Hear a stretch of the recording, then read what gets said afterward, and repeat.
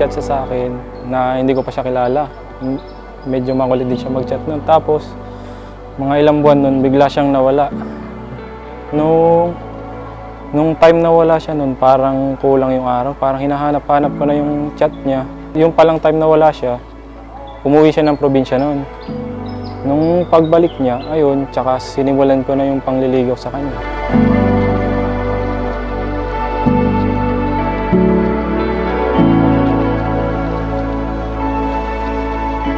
Nakikilala ko siya, siya yung tipo ng tao na parang ikaw yung nagiging center ng mundo niya. Parang ganun. Hindi pa ninyo nababasa sa kasulatan na sa pasimula pa'y nilalang sila ng may kapal, lalaki at babae. At dahil dito'y iiwan ng lalaki ang kanyang ama at ina at magsama sila ng kanyang asawa, kaya hindi na sila dalawa kundi isa.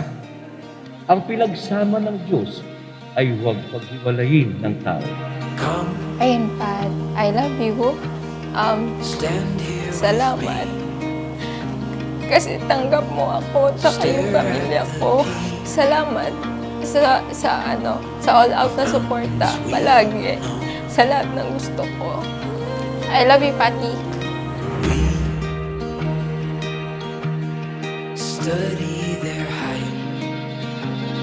Bukal ba sa iyong loob ay yung pagparito upang makais ng dibdib si John Patrick na yung pakamamahaling at paglingkuran habang buhay? Opo, Father. And I won't feel alone, buried in snow, caught in the cold. Lovey, alam mong lahat ng pinagdaan at 6 years na tayong nagmamahalan. Na kahit na madalas tayong mag-away, may araw na tampuhan talaga yung walang pansinan. Alam mo namang mahal na mahal kita. Alam na alam mo yan. Kaya hanggang lifetime na tong mahalan na to. I love you.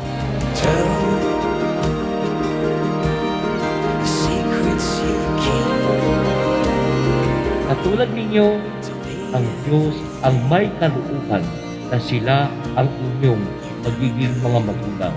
Katulad din ninyo, pagdating ng araw, gagawin din ang inyong mga anak ang mga bagay na magagawa ninyo sa inyong anak. Pagpapalain kayo ng ating Caught in the cold,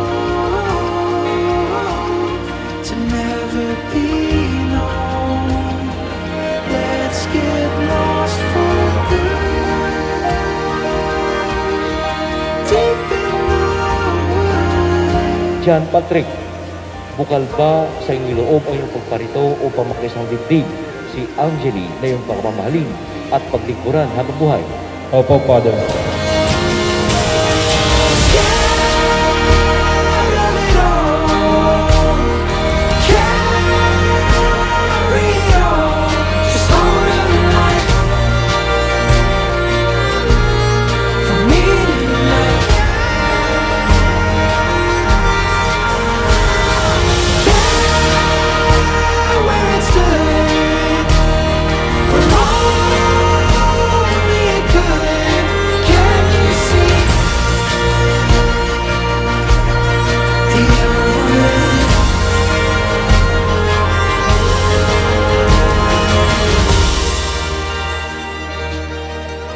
Rome, you may now kiss the bride.